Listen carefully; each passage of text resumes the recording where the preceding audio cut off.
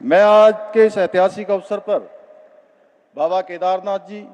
भगवान बद्री विशाल जी, पूर्णागिरी मैया, गोलजू देवता, महासू महाराज सहित देवभूमि के समस्त देवी देवताओं से प्रार्थना करता हूं कि हमारे राष्ट्र ऋषि आदरणीय प्रधानमंत्री जी को सदैव स्वस्थ रखें, उन्हें दीर्घायु प्रदान करें और उनके सक्षम एवं दूरदर्शी नेतृत्व में राष्ट्र इसी प्रकार निरंतर विकास और प्रगति के पथ पर अग्रसर हो।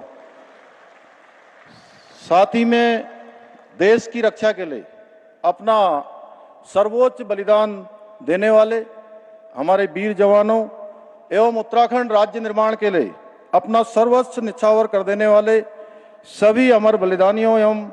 राज्य आंदोलनकारियों को भी श्रद्धापूर्वक नमन करता हूं।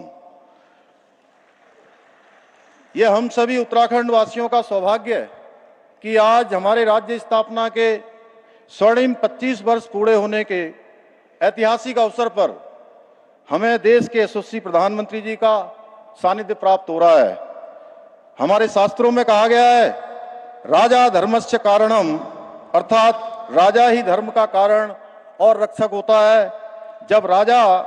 धर्म परायण होता है तब राज्य में सबका कल्याण होता है। आदरणीय प्रधानमंत्री जी, ये सूत्र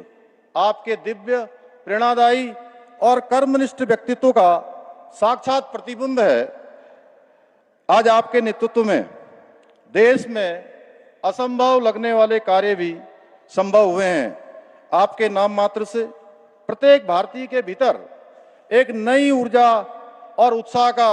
संचार हो जाता है, क्योंकि आप उस प्रकाश पुंज के समान हैं जिसकी आभा से आज संपूर्ण विश्व में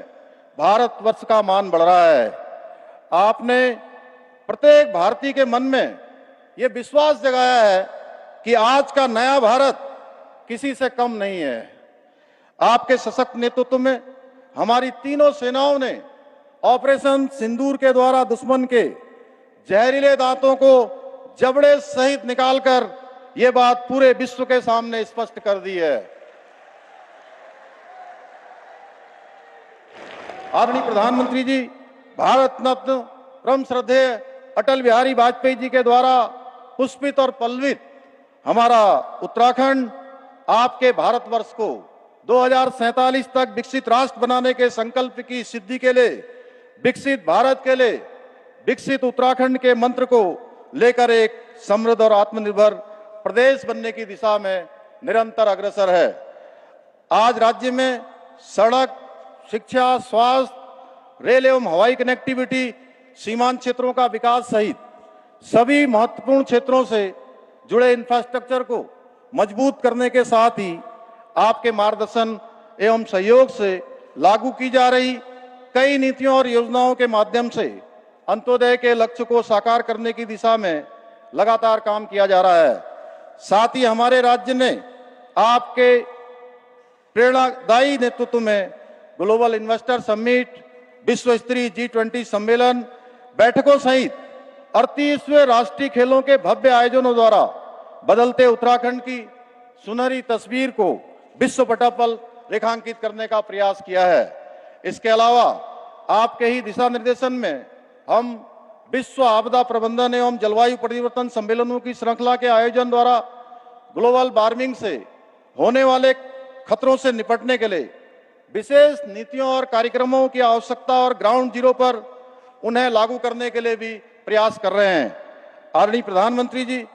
केदारनाथ की त्रासदी हो, सिलक्यारा टनल हादसा हो, जोशीमठ में भूधसा हो, या वर्षा काल के समय या इस वर्ष हुई भयंकर आपदा हो, समय समय पर आने वाली प्राकृतिक आपदाओं के समय आपने प्रत्येक विपदा के दौरान संवेदनशीलता के साथ उत्तराखंड की जनता का आगे बढ़कर साथ दिया है, हमेशा हमारा उत्साहवर्धन किया है, हमें हमेशा प्रोत्साहित किया है। आपके स्नेहपूर्ण सहयोग और मार्गदर्शन से उत्तराखंड कठिनाइयों से उबरकर एक नई शक्ति, नए संकल्प और नई ऊर्जा के साथ आगे बढ़ रहा है।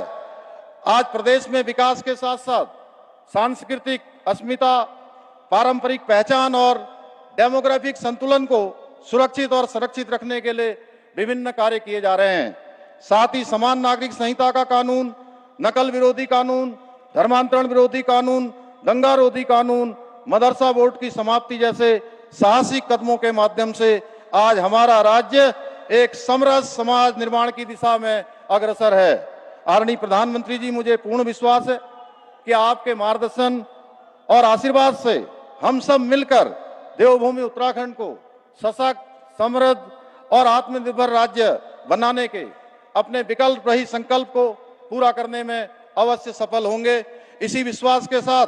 आदरणीय प्रधानमंत्री जी का राज्य स्थापना दिवस के इस विशिष्ट अवसर पर पुनः स्वागत करते हुए कविता की इन पंक्तियों के साथ मैं अपनी बात समाप्त करता हूं। त्याग, तप, त्याग और बलिदानों से हमने उत्तराखंड को पाया है नमन उन अटल बिहारी को जिन्होंने ये स्वप्न सच कर दिखाया है। अब राष्ट्र ऋषि मोदी जी ने यहाँ विकास का दीप जलाया है और देवभूमि के गौरव को पुनः शिखर तक पहुंचाया है, देवभूमि के गौरव को पुनः शिखर पर पहुंचाया है। बहुत बहुत धन्यवाद।